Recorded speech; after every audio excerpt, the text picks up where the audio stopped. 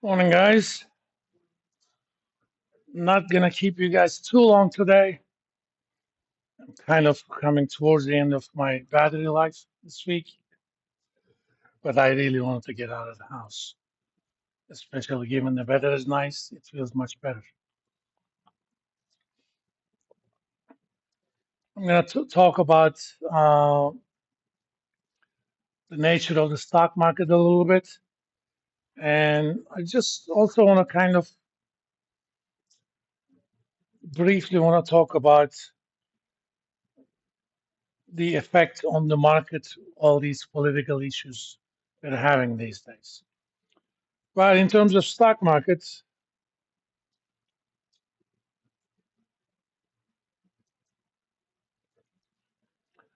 well, thankfully, it's not the stock markets of my youth, and now it's a lot more democratic place. Back in my youth, not that I had any money to invest, but if I had, all transactions cost a lot of commission money. So if you wanted to be a day trader, that was really costly thing to do. It was pretty much the professionals that were running the market. But historically, the biggest market is the New York Stock Exchange. It's been around probably what, 300 years, if not more. It literally used to be on the street, on the Wall Street. But now they have a physical location. That's one of the biggest distinguishing features.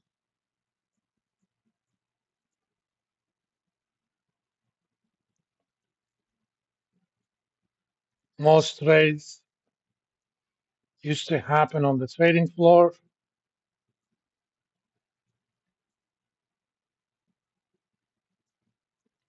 You may have seen either old movies or news footage.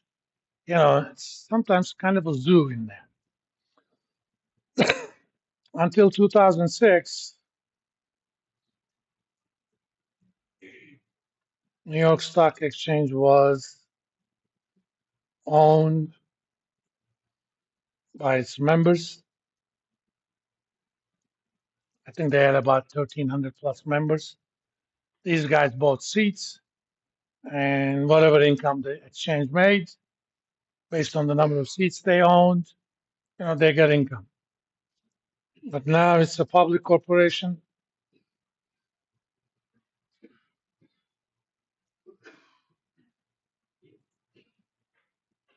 Shares being traded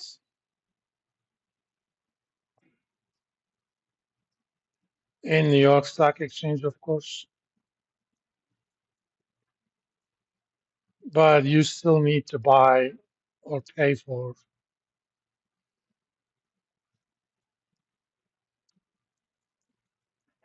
trading licenses to trade on the floor.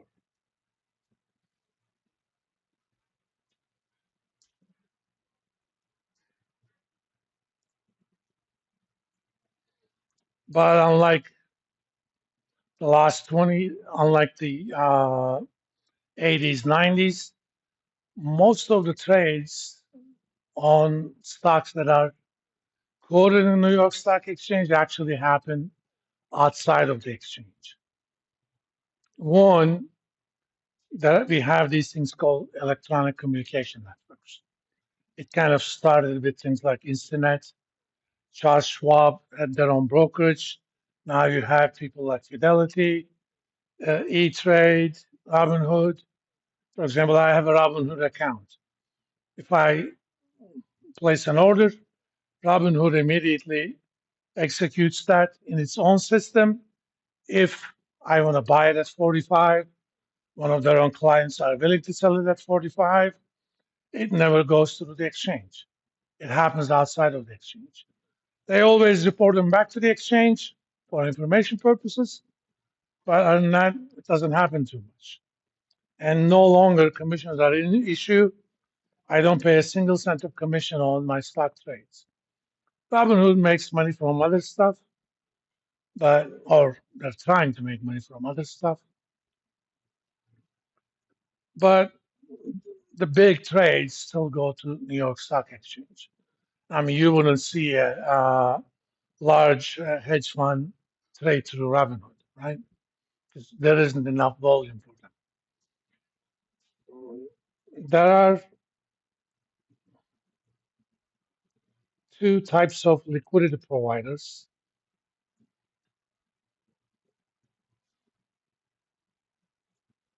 in New York Stock Exchange. There used to be only one before 2006.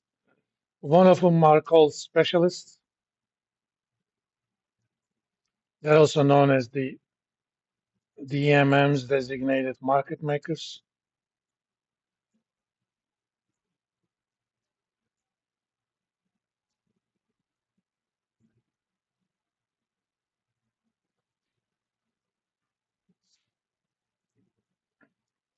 These are members or trading license owners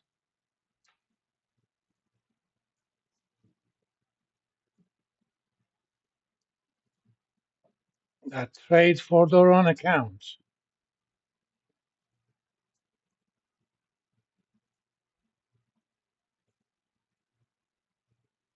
So any profits that they make or lose are theirs. It has nothing to do with the exchange at uh, lowered exchange fees, of course. Typically, it's not much anyway, but they are required to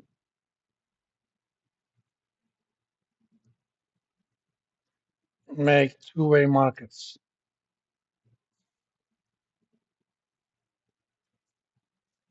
which means they have to say, okay, suppose typically for especially larger stocks, there is one specialist.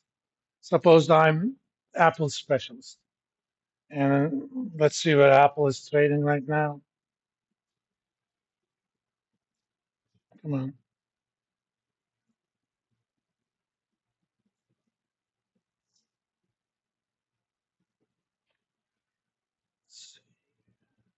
Oh, this is a different place.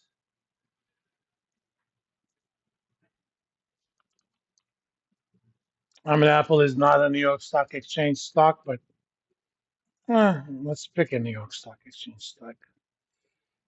Let's see, Pfizer.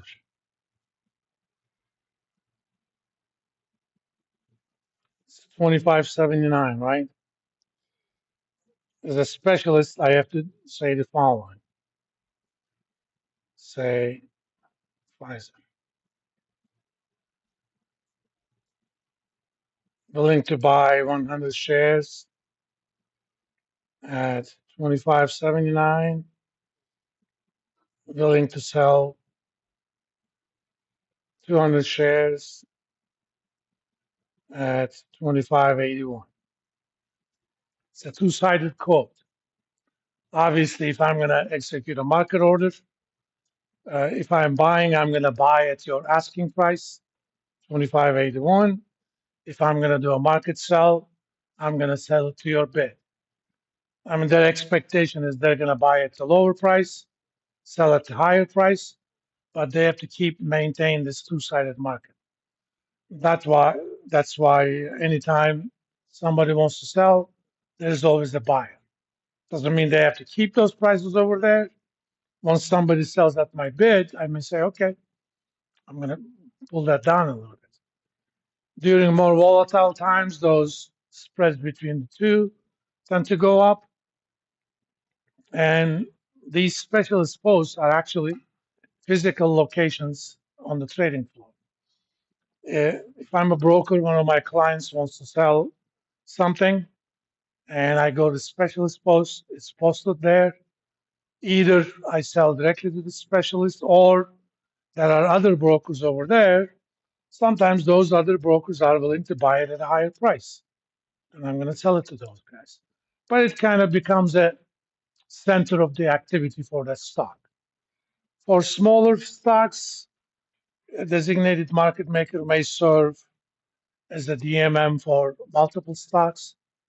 But if you're doing only Apple, trust me, you don't have any time to follow NVIDIA as well, or Citibank or something else.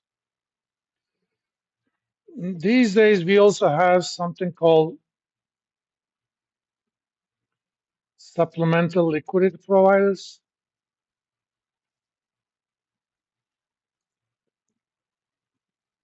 SLPs.